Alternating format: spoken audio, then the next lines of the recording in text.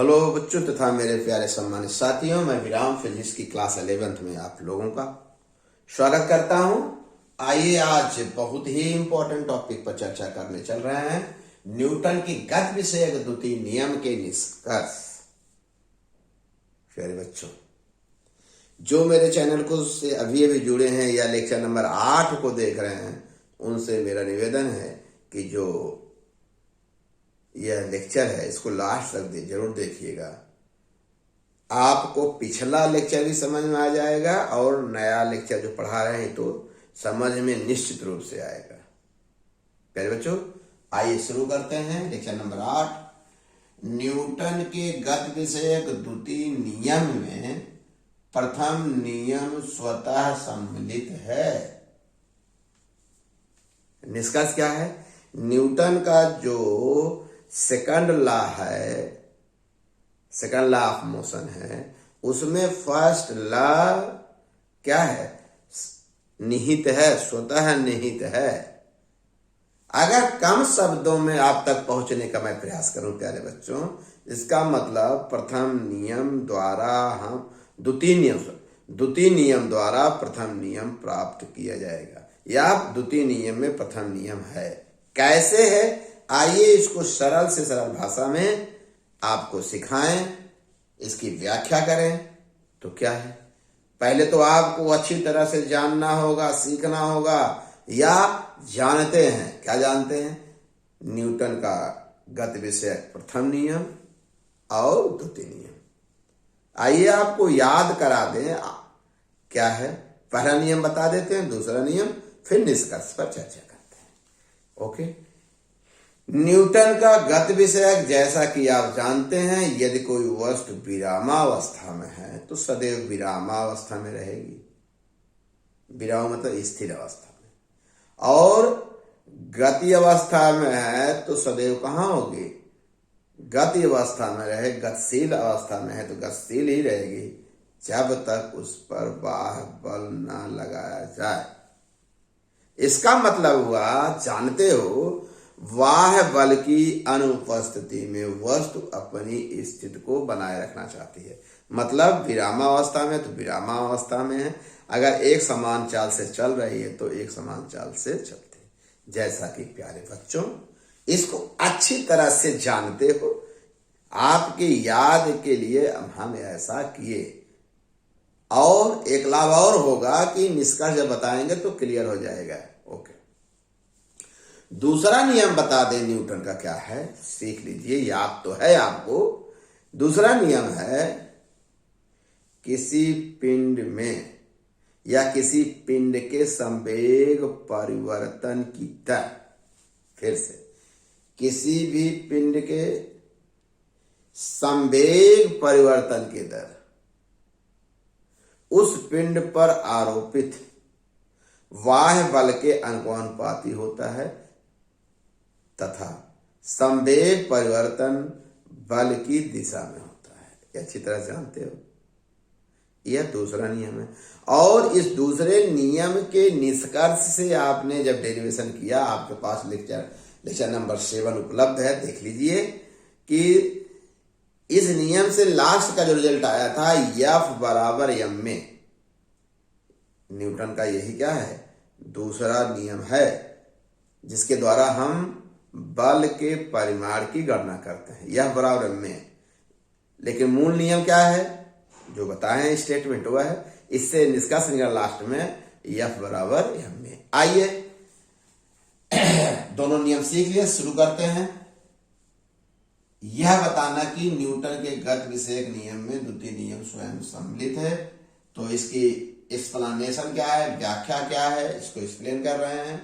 अब यह मान लिए पहला नियम, दूसरा नियम आपको तैयार है, याद हो गया है। आइए सिखाते हैं। न्यूटन के गति विषयक द्वितीय नियम से, या नियम से क्या जानते हैं? यह बराबर m में, अच्छी तरह से जानते हैं। निष्कर्ष जो निकला है, इसी फार्मूला से बल के परिमाण सारी जानकारी आपको है।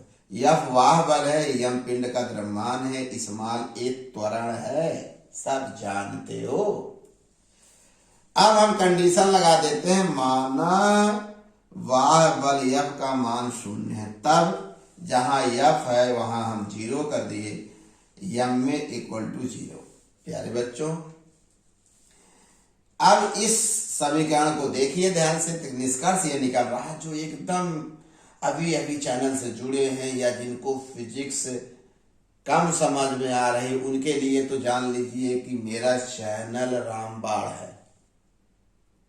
निश्चित रूप से वो मेरे चैनल से जुड़ेंगे तो आपको उनको फिजिक्स बिल्कुल समझ में आएगी, लेकिन क्रमबद्ध ज्ञान जो होगा वही होगा कि लेक्चर 1 2 3 4 5 8 तक देखेंगे। तब देखिएगा, अब इस समीकरण से क्या स्पष्ट हो रहा है, या तो पिंड का द्रव्यमान 0 हो या तो त्वरण 0, तभी तो 0 होगा गुणनफल m गुणे a इक्वल टू 0, या तो पिंड का द्रव्यमान 0 हो या तो त्वरण 0 हो। आप सोचिए जरा, क्या किसी वस्तु या पिंड का द्रव्यमान 0 हो सकता है? कहीं सर कभी नहीं 0 हो सकता। जब 0 नहीं हो सकता तो ये 0 होगा, तो m कभी 0, तो ये इक्वल टू 0, अर्थात त्वरण 0 हो गया।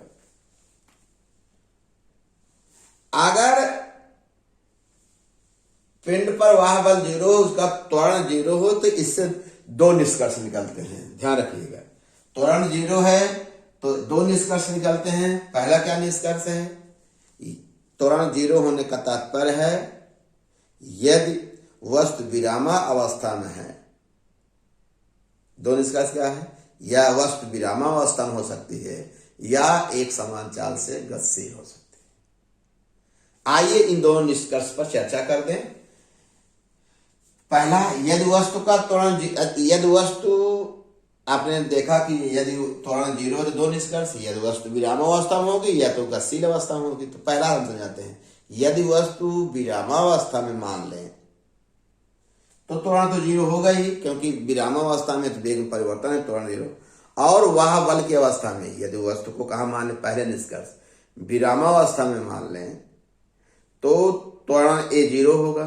इस दशा में वह बल भी नहीं लग रहा है, क्योंकि पहले ही मान लिए हो, तो इसका मतलब वह सदैव विरामावस्था में रहेगी। वह बल नहीं लगा और त्वरण 0 होगा, अर्थात इसका मतलब वह सदैव विरामावस्था में रहेगी। कब तक? जब तक वह बल ना लगाया जाए।